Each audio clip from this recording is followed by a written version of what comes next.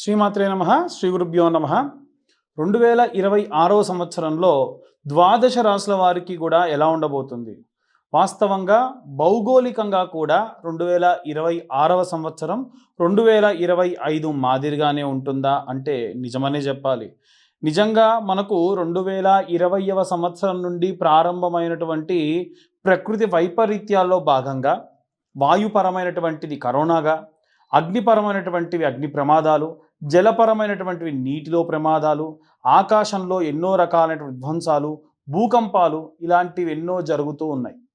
ఇలాంటివెన్నో దాటుకొని మన ద్వాదశ రాసుల వారు కూడా ఎలా ఉంటున్నారు? ఈ 2026 సంవత్సరం వారందరికీ ఎలా ఉంటుంది? అందులో ప్రత్యేకంగా ప్రతి ఒక్క రాశి గురించి కూడా మనం విశేషంగా ఏ రెమెడీస్ చేసుకుంటే మంచిది, విభాగాలుగా చేసుకొని విద్యార్థులు, గృహిణులు, అలాగే చేతి వృత్తులు, కుల వృత్తులు చేసేవాళ్ళు, రాజకీయ నాయకులు, అలాగే విశేషంగా ఉద్యోగస్తులు, వ్యాపారస్తులు అందరి గురించి కూడా ఇప్పుడు మనం తెలుసుకుందాం. తదుపరి వృశ్చిక రాశి. వృశ్చిక రాశి వారికి సంబంధించి 2026వ సంవత్సరం ఎలా ఉండబోతుంది అనేటువంటి విషయాన్ని ఇప్పుడు తెలుసుకుందాం.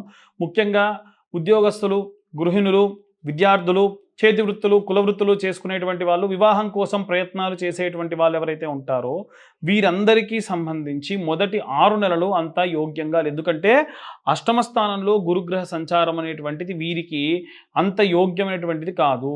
ఎప్పుడైతే గురుగ్రహం అనేటువంటిది ఈ యొక్క నవమ స్థానంలో కానీ లేదా ఏకాదశ స్థానంలో సంచారం చేస్తాడో అప్పుడే అద్భుతంగా ఉంటుంది. ఇది మొదటి 6 నెలలు బాలేకుండా ఉన్న జూలై, ఆగస్టు, సెప్టెంబర్, అక్టోబర్ వరకు బాగుంటుంది. తర్వాత 2 నెలల పాటు కాస్త ఇబ్బందిగా ఉన్నప్పటికీ మళ్ళీ తర్వాతి కాలంలో మళ్ళీ అనుకూలమైనటువంటి వాతావరణం ఎక్కువగా గోచరిస్తూ ఉంది.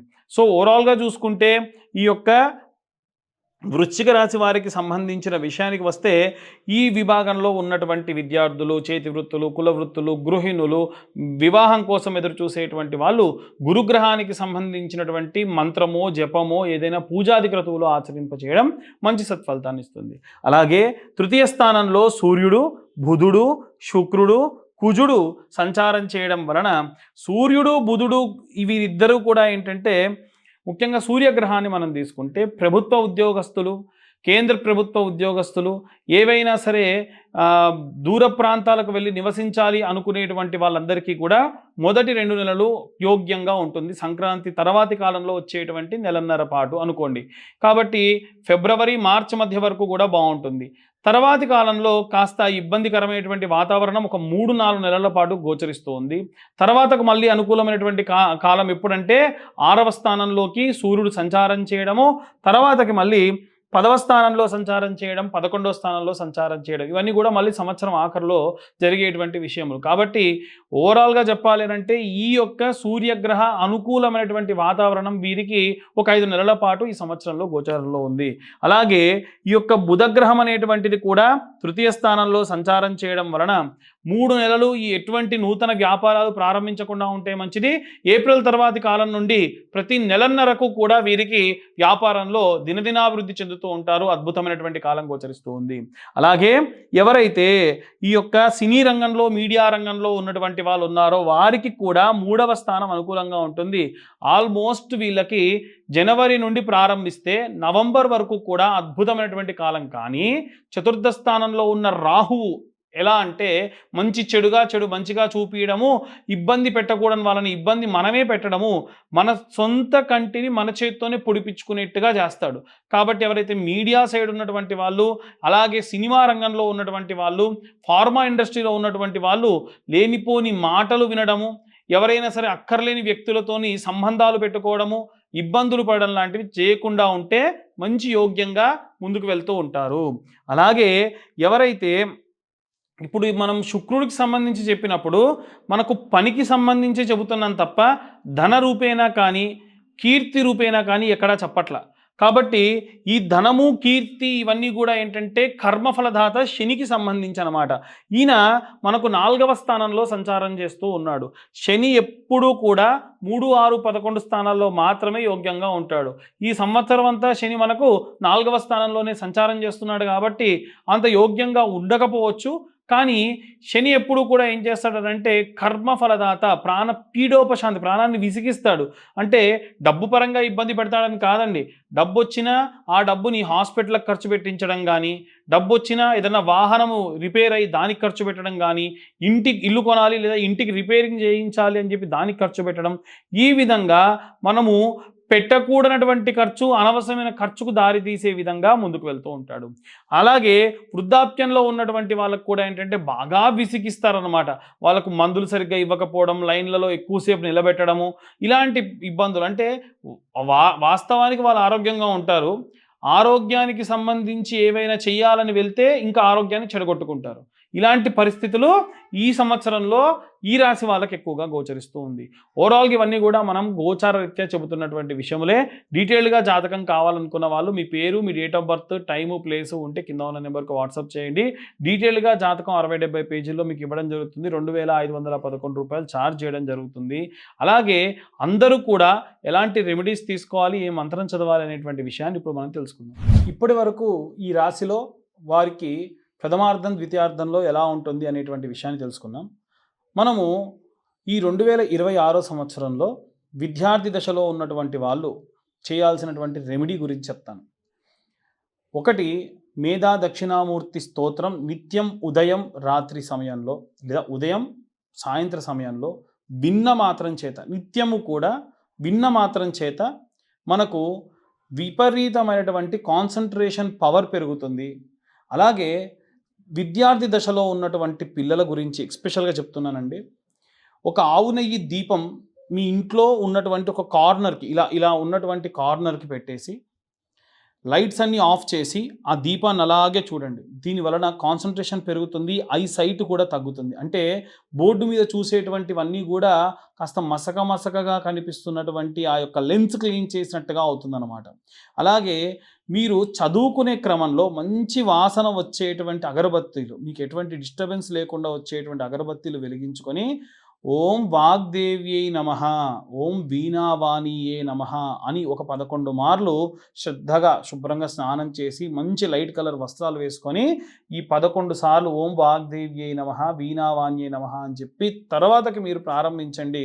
మీకే తెలవని ఒక డివినిటీ వస్తుంది. అంటే చదివేటువంటి చదువు పైన మంచి భక్తి కలుగుతుంది.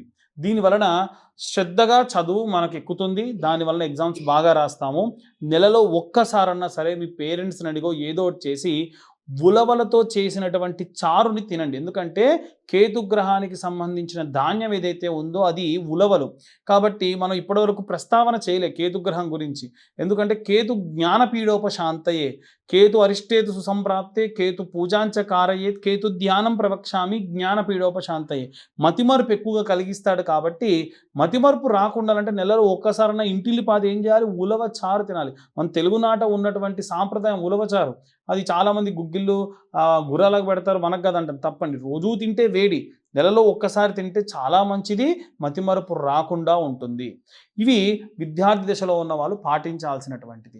గృహిణులందరూ కూడా ప్రతి శుక్రవారము చిన్న గౌరమ్మని చేసుకొని మనకు దుర్గా కవచం కానీ లేదా కనకదార స్తోత్రం కానీ చదువుతూ కుంకుమార్చన చేయండి. వారం రోజులు అదే కుంకుమ బొట్టుగా పెట్టుకోండి. లేదు మీకు వ్యాపార సంబంధితమైనటువంటి వాళ్ళు ఇంట్లో ఉన్నారనుకోండి, కుబేర కుంకుమ అని ఉంటుంది. ఆ కుబేర కుంకుమను కనుక మీరు కుంకుమార్చన చేసి రోజు ఆ కుంకుమ పెట్టుకోవడం వలన విశేషమైన వ్యాపారాభివృద్ధి కలుగుతుంది. అలాగే నిత్యము 2 పూటల దీపారాధన చేయండి. చాలామంది ఇళ్లలో పని ఒత్తిడి వలన దీపారాధన చేయటం లేదు. ఆఫీస్ నుంచి లేటుగా వస్తే సరే, అప్పుడైనా సరే చేయండి. ఇంకా చెప్పాలనంటే మీ వారు ఉంటే మీ వారి చేత్తో చేయించండి. ఎందుకనంటే ఇంట్లో ఉన్నటువంటి భర్తనే పూజ చేయాలి. భార్య ఏ పూజ చేయకున్నా పర్వాలేదు, కానీ భర్తతో మీరు చేయించండి దీపారాధన. కనీసం దీపారాధన చేయించండి. నిత్యము ఉద్యోగం చేసేటువంటి వాళ్ళు, వ్యాపారం చేసేటువంటి వాళ్ళు చేయాల్సినటువంటి ఒకటే ఒక పని, పొద్దున సాయంత్రం కలిపైనా విడివిడిగా అయినా సరే 108 మార్లు ఓం నమఃశివాయ అన్న మంత్రాన్ని ఒక చోట కూర్చొని చదవాలి. మహా అయితే 2 నుంచి 3 నిమిషాలు కూడా పట్టదు. అంతే కదండి. కాన్సంట్రేషన్గా చదివితే మీకు తెలవని ఆరా పెరుగుతుంది. అలాగే సాయంత్రం సమయంలో ఇంకా వీలైతే ఓం నమో భగవతే వాసుదేవాయ, లేదు ఓం నమో భగవతే, ఓం నమో నారాయణాయ, ఇలాంటి మంత్రం. విశేషంగా ఆరా పెరగాలి అనంటే ఏదో ఒక చాంటింగ్ చేయాలి. మనం ఎప్పుడు మన లోపల లోపల మాట్లాడుకోవాలి. ఆ సమయంలో వేరేవి ఏవి ఆలోచించకూడదు. ఇలాంటివి చేయడం వలన కాన్సంట్రేషన్ పెరుగుతుంది. ఎదుటిగా ఉన్నటువంటి వ్యక్తి చెడు చేస్తున్నాడా, మంచి చేస్తున్నాడా ఈజీగా తెలుస్తుంది. కాబట్టి ఇలాంటివన్నీ కూడా మనం చేయాలి. అలాగే ఎవరైతే ఉద్యోగస్తులు ఉంటారో ఈ సంవత్సరంలో ప్రథమార్థము, ద్వితీయార్థము మీకు బాలేనటువంటి సమయాన్ని చెప్పాను కదా! ఆ సమయంలో గానగాపూర్ వెళ్ళండి. దత్తాత్రేయ స్వామి యొక్క పాదుకలు దర్శించుకోండి. సంగంలో స్నానం చేయండి. ఆ పక్కనే ఉన్న చెట్టు, మీడి చెట్టుకి ప్రదక్షిణాలు చేయండి. అద్భుతమైనటువంటి మంచి ఉపశమనం అనేటువంటిది కలుగుతుంది. విపరీతమైనటువంటి స్ట్రెస్ మీ పైన లేకుండా ప్రశాంతమైన వాతావరణాన్ని మీరు పొందుతారు. ఓం నమో దత్తాత్రేయ స్వామినే నమః అని 11 మార్లు రోజు పూజ చేసేటప్పుడు అనుకున్న మాత్రం చేత, అనుష్ఠానం అంటే ఏమీ లేదండి. పెద్ద పెద్ద మంత్రాలు ఏం అవసరం లేదు. మనం చాలా సులువుగా చదువుకునేటువంటి మంత్రాల్ని నిత్యము 11 సార్లు ఒకటి, 108 సార్లు ఒకటి చదువుకుంటే చాలు. సంవత్సర కాలంలో ఆడవాళ్ళు, ఇంట్లో ఉండే ఆడవాళ్ళు శ్రీమాత్రే నమః అన్న మంత్రం అట ఒక 10,000 సార్లు పూర్తి చేసిన మాత్రం చేత ఇంటికి ప్రమాదం రాకుండా అమ్మవారు కాపాడుతుంది. చూడండి మరి. కాబట్టి ఇలాంటి పనులు చేయండి, ఇలాంటి మంత్రాలు చదవండి, ఇలాంటి చాంటింగ్స్ చేయండి. దానివల్ల ప్రత్యేకమైనటువంటి శక్తిని పుంజుకుంటారు. అలాగే ఎవరైతే వ్యాపారం చేస్తూ ఉన్నారో బుధవారం పౌర్ణమి వచ్చిన నాడు ఎక్కడైనా వెంకటేశ్వర స్వామి ఆలయంలో భోగం చేయించండి. భోగం అంటే వేరే అనుకోకండి. భోగము అనంటే చింతపండుతో చేసేటువంటి పులిహోరని భోగము అంటారు. అలా చింతపండుతో తయారు చేసిన పులిహోరని స్వామివారికి ఎక్కువ మొత్తంలో నివేదన చేయించి మీ చేత్తో పంచండి. ఇలా చేయడం వలన వ్యాపారస్తులందరికీ కూడా అద్భుతంగా ఉంటారు. వ్యాపారానికి అధిపతి బుధుడు, బుధుడు నపుంసకత్వానికి కారకుడు. కాబట్టి ఎవరైనా హెజ్రాలు ఉంటే ఆ హెజ్రాకి పౌర్ణమి రోజు బుధవారం వచ్చినప్పుడు ఆకుపచ్చ వర్ణంలో ఉన్నటువంటి తులసిమాల, ఒక ఆకుపచ్చ వర్ణంలో ఉన్న చీర, అలాగే ఆకుపచ్చ వర్ణంలో ఉన్నటువంటి గాజులు పెట్టి ఎంతో కొంత దక్షిణించి కాళ్ళకు దండం పెట్టండి. ఇంకా వీలైతే హారతి కూడా ఇవ్వండి. అదేంటండి అనంటే అవును, ఖచ్చితంగా ఈ యొక్క నపుంసకత్వులు ఎవరైతే ఉంటారో, హెజ్జాలు ఉంటారో వారికి ఇలా చేయడం వలన విశేషంగా వాళ్ళ యొక్క జాతకంలో ఉన్నటువంటి బుధగ్రహ సంభావిత దోషములు పోతాయి. వాళ్ళకేమీ కాదు. ఎందుకంటే వాళ్ళకు ఉన్నటువంటి శాపమే ఉన్నటువంటి దోషం. అంతకు మించిన దోషం ఇంకేది ఉండదు. ఇలా చేయడం వలన వ్యాపారం బాగా అభివృద్ధి చెందుతుంది. సాంసారిక జీవితంలో వీర్యకణాల ఉత్పత్తి తక్కువగా ఉన్నటువంటి నపుంసకత్వంలోకి వెళ్తున్నటువంటి మగవాళ్ళకు కూడా ఈ రెమెడీ చాలా బాగా ఉపయోగపడుతుంది. అలాగే ఎవరైతే శని సంబంధిత ఇబ్బందులతో ఉన్న ధనుసు రాశి వాళ్ళు కానీ, ఈ యొక్క సింహరాశి వాళ్ళు కానీ, అలాగే ఏలిననాటి శని ప్రభావం వల్ల ఇబ్బంది పడుతున్నటువంటి మీనరాశి వాళ్ళు కానీ, అలాగే మేషరాశి వాళ్ళు కానీ విశేషంగా వీరే కాదండి, అందరూ ఎవరికైతే శని మహర్దశ నడుస్తుంది, శని వారి జాతకంలో చండాల యోగంలో ఉన్నాడు అనుకోండి, అప్పుడు ఏం చేస్తారు? కాబట్టి ఈ సంవత్సరంలో ఎప్పుడైతే శని త్రయోదశి వస్తుందో ఆ శని త్రయోదశి నాడు విశేషంగా మీరు అంటే ఎన్నిసార్లు శని త్రయోదశి వస్తే అన్నిసార్లు తైలాభిషేకము, తిలాహోమము చేయించండి. నేనేం చేస్తున్నానంటే సంవత్సరంలో ఎన్నిసార్లు శని త్రయోదశి వస్తే అన్నిసార్లు మీ పేరు మీద తైలాభిషేకము, తిలాహోమము చేయిస్తా. ఆసక్తి కలవారు ఎవరైనా సరే ఒక్కసారి డబ్బులు కడితే చాలు, సంవత్సరంలో ఎన్నిసార్లు వస్తే అన్నిసార్లు స్వయంగా నేనే దగ్గరుండి చేయిస్తా. మీరు కూడా వచ్చి ఆ యొక్క హోమంలో, పూజలో పార్టిసిపేట్ కూడా చేయొచ్చు. అలాగే వివాహం కానటువంటి అమ్మాయిలు, అబ్బాయిల కోసం ప్రతి నెల ఆఖరి వారంలో విశేషంగా కన్యావర పాశుపత హోమాలు చేస్తున్నామండి. ఎందుకంటే చాలామంది పిల్లలు రకరకాల కారణాల చేత వివాహం చేసుకోవట్లేదు. ఇంకో రకంగా వివాహాలు ఆలస్యం అవుతూ ఉన్నాయి, ఏజ్ ఎక్కువైపోతుంది. అలాంటి వారి కోసం శివుడికి చక్కెరతో అభిషేకం చేసి తర్వాత హోమం చేయడం జరుగుతుంది. ఇవి ప్రతి నెల కూడా ఎవరికి వారికి సపరేట్గా హోమము, అభిషేకము, పూజాది క్రతువులు చేస్తూ ఉన్నాం. ఆసక్తి గలవారు దాని గురించి కూడా కింద ఉన్న నెంబర్కు కాంటాక్ట్ చేయొచ్చు. అయితే ఎవరైనా సరే సర్ప సంబంధిత దోషములున్న, ఆశ్లేష నక్షత్ర సంబంధిత దోషములున్న, పితృదోషములు, నవమస్థానంలో పితృదోషములుంటే కూడా వీటన్నిటికీ కూడా గోకర్ణ క్షేత్రంలో విశేషంగా మోక్షనారాయణ బలి, ఆశ్లేష బలి పూజలు, అలాగే సర్ప సంబంధిత దోషం ఉన్నటువంటి పూజలన్నీ కూడా నిర్వహించడం జరుగుతుంది. వాటి గురించి కూడా ఎవరికన్నా ఇంట్రెస్ట్ ఉంటే కింద ఉన్న నెంబర్కు కాంటాక్ట్ చేయొచ్చు. జాతకానికి సంబంధించి చాలామంది ఫోన్లు చేసి మా పేరు చెప్తాను, జాతకం చెప్పండి అంటున్నారు.